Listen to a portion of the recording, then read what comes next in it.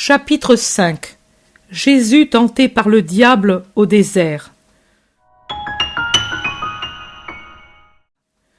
Je vois la solitude pierreuse, déjà vue à ma gauche dans la vision du baptême de Jésus au Jourdain.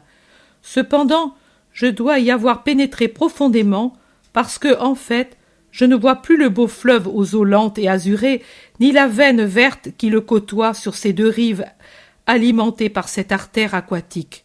Ici, rien que la solitude, des pierres, une terre brûlée, réduite à l'état de poussière jaunâtre qu'à chaque instant le vent soulève en petits tourbillons. On dirait le souffle d'une bouche fiévreuse, tant ils sont secs et brûlants, torturants aussi pour la poussière qu'ils entraînent avec eux dans le nez et la gorge. Ça et là, très rares, des petits buissons épineux, dont on ne sait comment ils peuvent résister dans cette désolation. On dirait quelques rares touffes de cheveux sur le crâne d'un homme chauve. Au-dessus, un ciel impitoyablement azuré. En bas, le sol aride. Autour, des rochers et le silence. C'est tout ce que je vois comme nature. Un énorme rocher forme un embryon de grotte. Assis sur une roche traînée à l'intérieur, Jésus se tient adossé à la paroi. Il s'y repose du soleil brûlant. Celui qui m'avertit intérieurement m'indique que cette roche sur laquelle il est assis lui sert aussi d'agenouilloir et d'oreiller quand il prend quelques heures de repos, enroulé dans son manteau, à la lueur des étoiles et dans l'air froid de la nuit. De fait, là tout près, se trouve la besace que je lui ai vu prendre à son départ de Nazareth. C'est tout son avoir, et comme elle est flasque, je comprends qu'elle est vide du peu de nourriture qu'y avait mise Marie. Jésus est très maigre et pâle. Il est assis avec les coudes appuyés sur les genoux et les avant-bras portés en avant, les mains jointes avec les doigts entrelacés. Il médite. De temps à autre, il lève son regard et le promène alentour et regarde le soleil presque au zénith dans le ciel azuré. De temps en temps, et en particulier après avoir regardé les alentours et levé les yeux vers la lumière du soleil, il ferme les yeux et s'appuie sur le rocher qui lui sert d'abri, comme pris de vertige. Je vois apparaître l'horrible gueule de Satan. Il ne se présente pas sous la forme où nous le représentons, avec cornes, queue, etc., etc.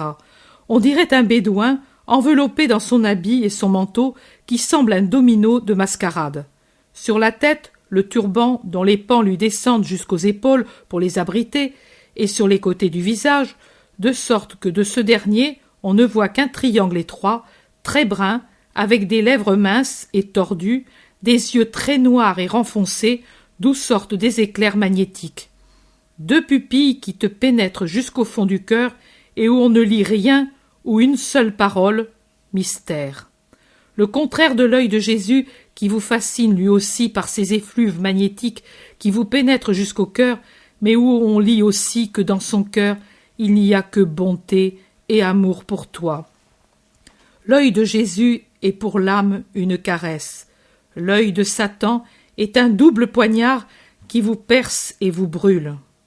Il s'approche de Jésus. « Tu es seul ?» Jésus le regarde sans répondre. « Comment es-tu arrivé ici?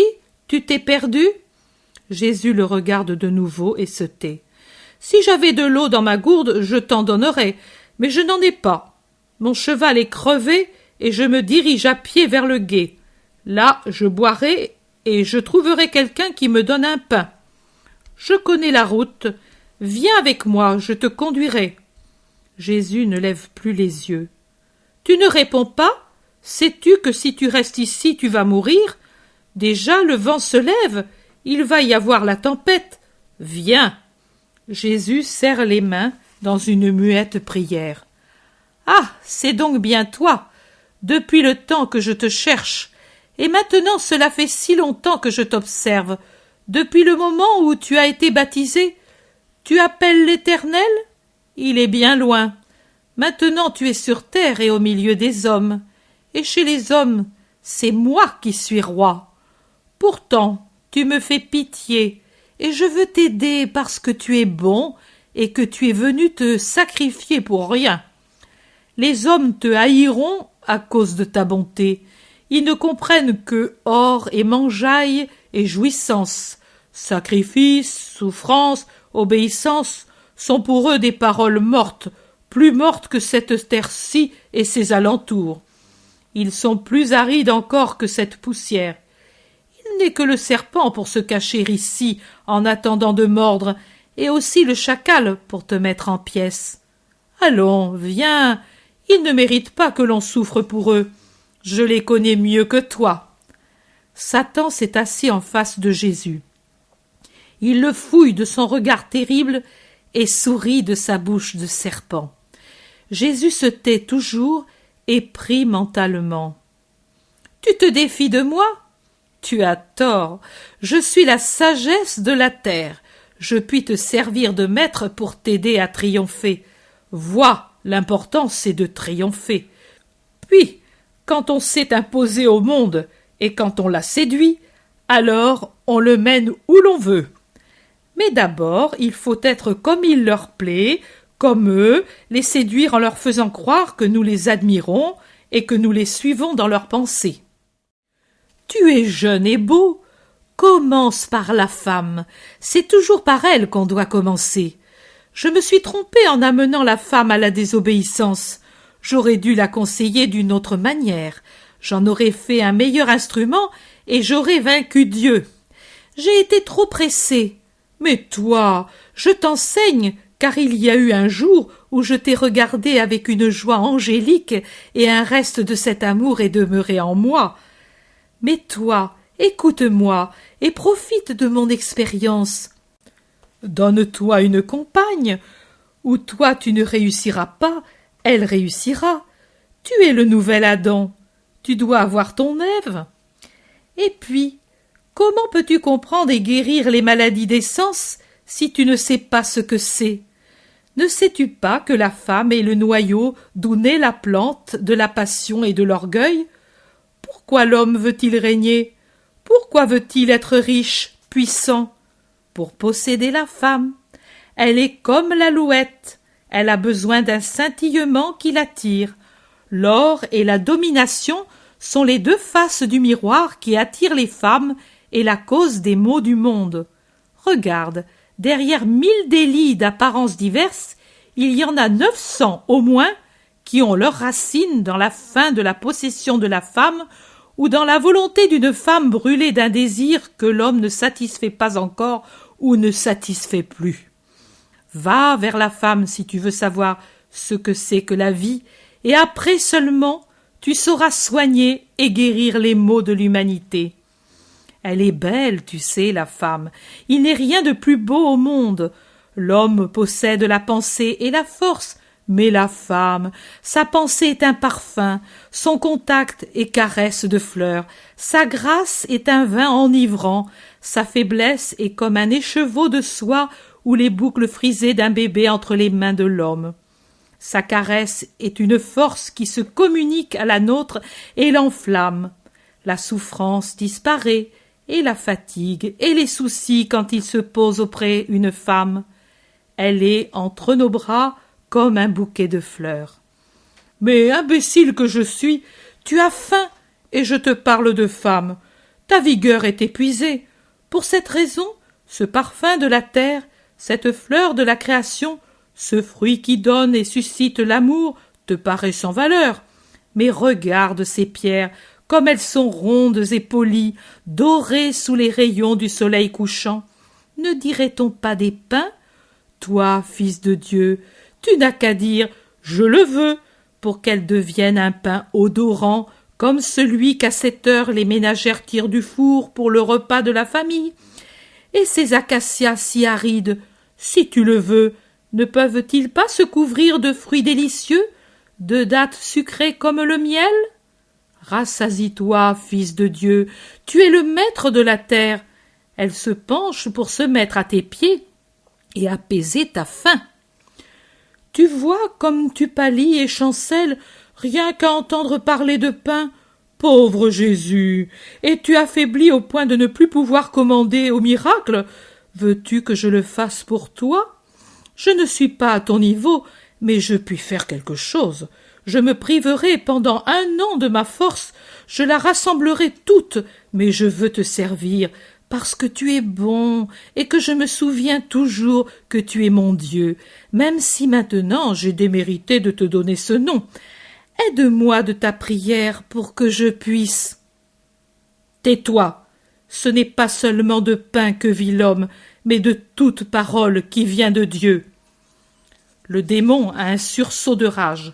Il grince des dents et serre les poings, mais il se maîtrise et ses dents se desserrent pour ébaucher un sourire. Je comprends, tu es au-dessus des nécessités de la terre et cela te dégoûte de te servir de moi, je l'ai mérité. Mais viens alors et vois ce qui se passe dans la maison de Dieu. Vois comme les prêtres aussi ne se refusent pas à composer entre l'esprit et la chair, parce que, enfin, ce sont des hommes et pas des anges. Accomplis un miracle spirituel. Je te porte sur le pinacle du temple et là-haut, tu te transfigures en une merveilleuse beauté. Ensuite, appelle les cohortes angéliques et dis-leur de te faire de leurs ailes entrelacées une estrade pour tes pieds et de te faire descendre ainsi dans la cour principale. Qu'ils te voient et se rappellent qu'il y a un Dieu. De temps à autre, ces manifestations sont nécessaires parce que l'homme a une mémoire si courte, spécialement pour ce qui est spirituel. Tu sais comme les anges seront heureux de te donner où poser ton pied et une échelle pour que tu descendes. Ne mets pas à l'épreuve le Seigneur ton Dieu, a-t-il été dit. Tu comprends que même ton apparition ne changerait pas les choses et que le temple continuerait d'être marché et corruption. Ta divine sagesse le sait, que les cœurs des ministres du temple sont un nid de vipères qui s'entre-dévorent pour arriver au pouvoir. Il n'y a pour les dompter que la puissance humaine. Alors, viens, adore-moi, je te donnerai la terre. Alexandre, Cyrus, César, tous les plus grands conquérants du passé ou encore vivants seront semblables à de vulgaires chefs de caravane par rapport à toi qui auras tous les royaumes de la terre sous ton sceptre et avec les royaumes toutes les richesses, toutes les splendeurs de la terre, et femmes, et chevaux, et soldats, et temples. Tu pourras élever partout ton signe quand tu seras le roi des rois et le seigneur du monde. Alors tu seras obéi et respecté par le peuple et le sacerdoce. Toutes les castes t'honoreront et te serviront, parce que tu seras le puissant, l'unique, le Seigneur. Adore-moi un seul instant, enlève-moi la soif que j'ai d'être adoré, c'est elle qui m'a perdu, mais elle est restée en moi et me brûle. Les flammes de l'enfer sont fraîcheur de l'air au matin en comparaison de cette ardeur qui me brûle au-dedans. C'est mon enfer, cette soif. Un instant, un seul instant, ô Christ, toi qui es bon, un instant de joie pour l'Éternel torturé. Fais-moi éprouver ce que veut dire être Dieu, et je te serai dévoué, obéissant comme un esclave pour toute la vie, pour toutes tes entreprises. Un instant, un seul instant, et je ne te tourmenterai plus. Et Satan se jette à genoux suppliant. Jésus s'est mis debout au contraire. Plus amaigri après ses jours de jeûne, il semble encore plus grand. Son visage est terrible de sévérité et de puissance. Ses yeux sont 2 saphirs qui jettent des flammes. Sa voix est un tonnerre qui se répercute dans la cavité du rocher et se répand sur les roches et la terre désolée quand il dit « Va-t'en, Satan !» Il est écrit « Tu adoreras le Seigneur ton Dieu et serviras lui seul. » Satan, avec un cri déchirant de damnée et de haine inexprimable, saute debout, terrible à voir dans sa fureur, dans sa personnalité toute fumante.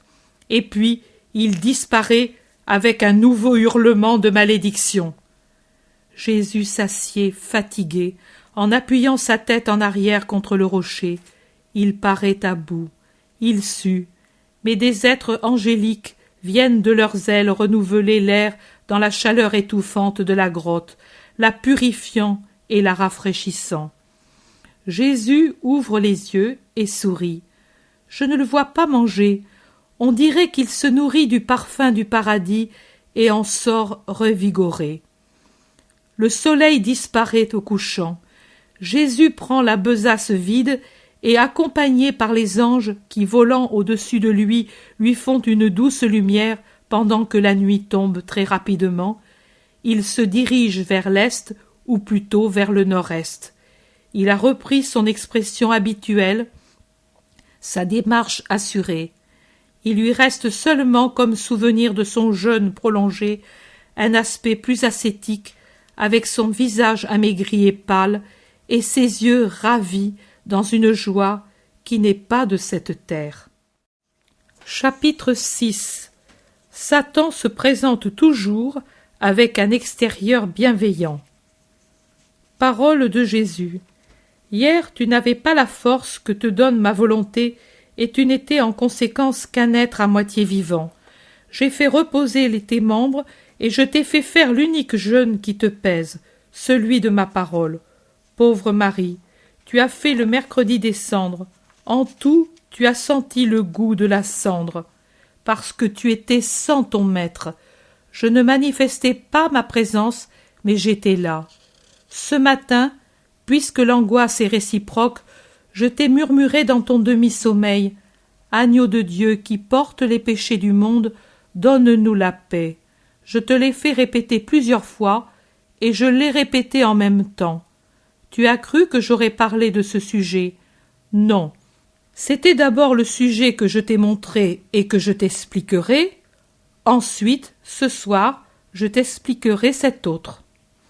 Satan, tu l'as vu, se présente toujours avec un extérieur sympathique, sous un aspect ordinaire. Si les âmes sont attentives et surtout en contact spirituel avec Dieu, elles se rendent compte de cette observation qui les rend circonspectes et promptes pour combattre les embûches du démon.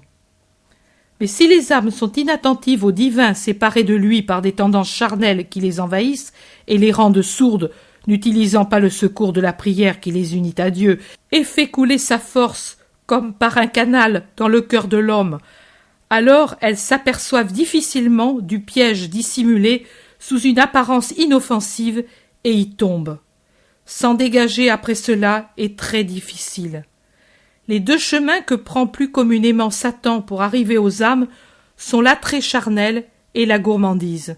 Il commence toujours par le côté matériel de la nature. Après l'avoir démantelé et asservi, il dirige l'attaque vers la partie supérieure. D'abord le côté moral, la pensée avec son orgueil et ses convoitises, puis l'esprit, en lui enlevant non seulement l'amour, mais aussi la crainte de Dieu.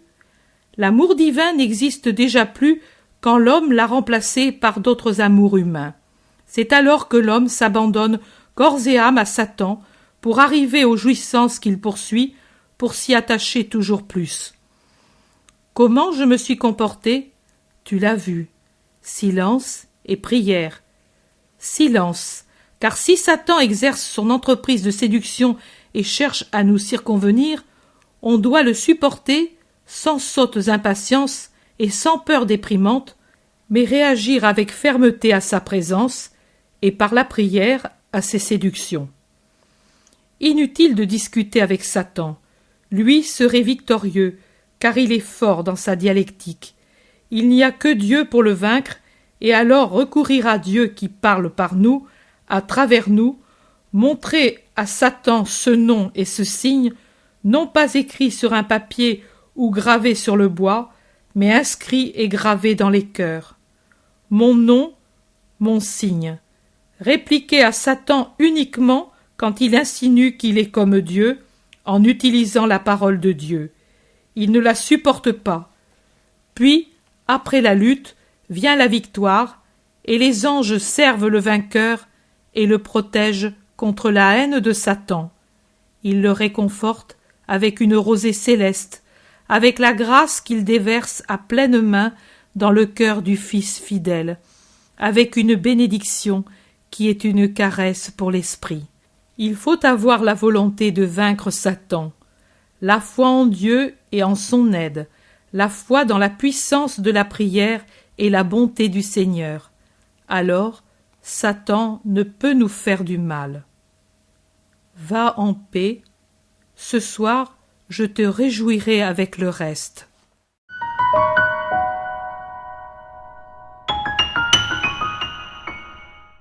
L'Évangile tel qu'il m'a été révélé est adapté pour tout public par les éditions Maréval-Torta. En bande dessinée, Ictus, la vie de Jésus. Découvre la vie de Jésus pour les 4-7 ans. La vie de Jésus pour les 8-12 ans. L'Évangile tel qu'il m'a été révélé simplifié pour les 13 ans et plus. Et aussi en audio sur clé USB. Disponible en librairie ou directement aux éditions Maréval-Torta sur asonimage.fr.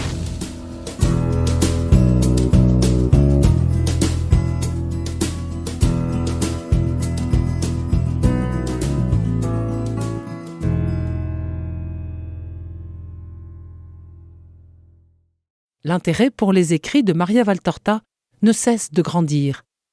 Et les fruits récoltés, vocation, conversion, sont immenses.